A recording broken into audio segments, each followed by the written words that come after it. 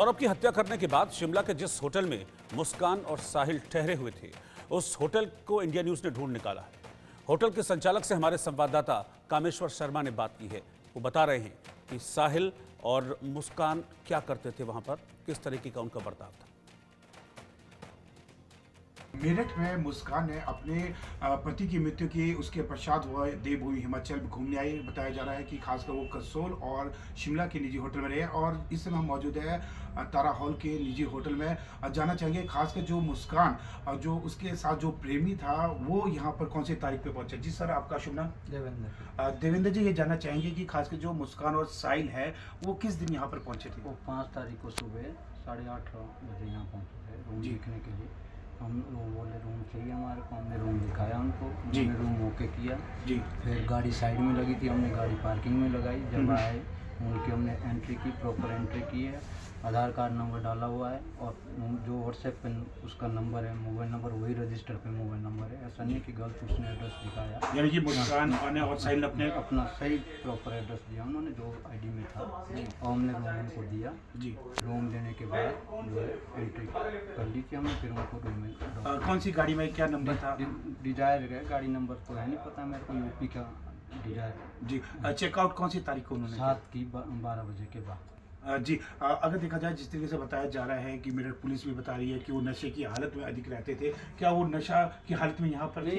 उस टाइम तो नहीं थे नशे की हालत में। ऐसा है टायर्ड थे, रात की जर्नी की होगी उन्होंने, सुबह पहुँचे, टायर्ड लग रहे थे लेकिन नशे की हालत में नहीं थे। बाद में किया होगा नशा तो उसका हमें कोई जी। जब वो 5 तारीख को पहुँचे उसके बाद वो शिमला के आसपास घूमने गए, कुछ आइडिया है कि?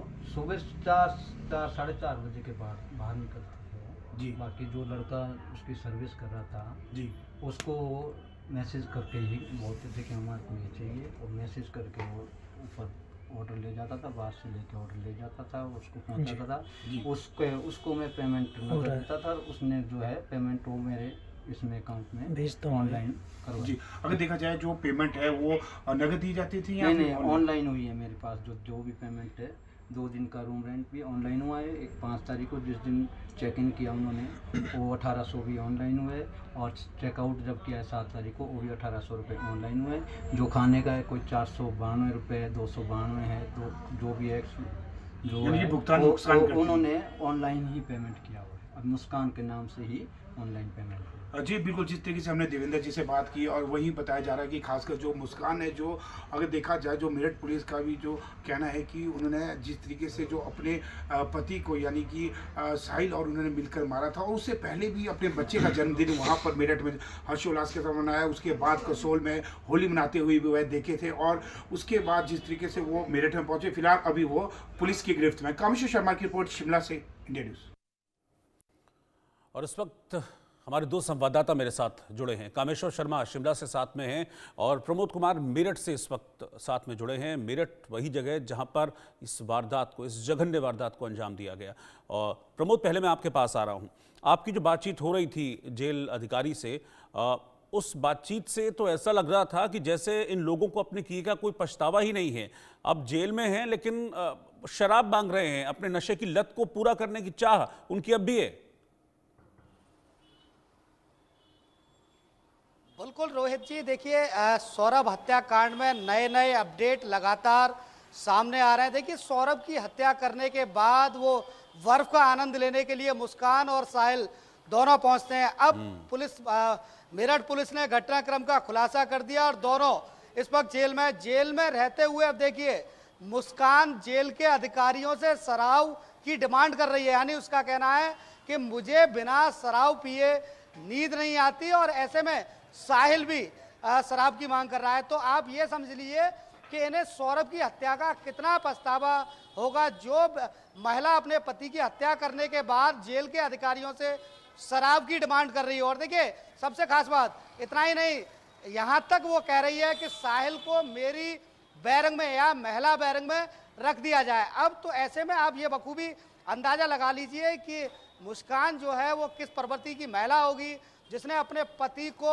काट दिया। काटने के साथ साथ उसके 18 टुकड़े किए, और टुकड़े करने के बाद डेड बॉडी को एक 200 लीटर के ड्रम में रखने के बाद, यानी टुकड़ों को ड्रम में रखने के बाद ऊपर से सीमेंट का घोल कर दिया। घोल करने के बाद फिर बाकायदा टैक्सी बुक करती है, टैक्सी आती है और मुस्कान और साहिल दोनों लोग मनाली की वादियों में सैर करने के लिए निकल जाते हैं।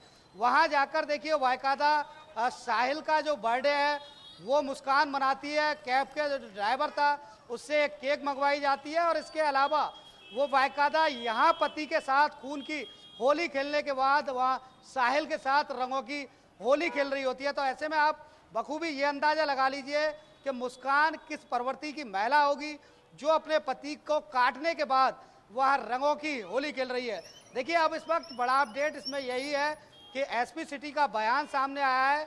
इस हत्याकांड से जुड़े हुए जितने भी साक्ष्य हैं वो पूरा A to Z इकट्ठा किए जा रहे हैं और इन साक्ष्यों को जब चार्जशीट कोर्ट में भेजी जाएगी तो साक्ष्य एविडेंस के साथ भेजी जाएगी, जिससे कि कोई किसी भी तरीके की मुस्कान या साहिल को मदद ना मिल सके, यानी इन दोनों को आजीवन कारावास हो सके। पुलिस ग्राउंड जीरो पर लगातार कार्य कर रही है। देखिए ये मुस्कान हत्या से पहले 1100 रुपये का एक ड्रम मेरठ से खरीद कर ले जाती है और बाकायदा उस ड्रम को घर पर ले जाकर रखा जाता है।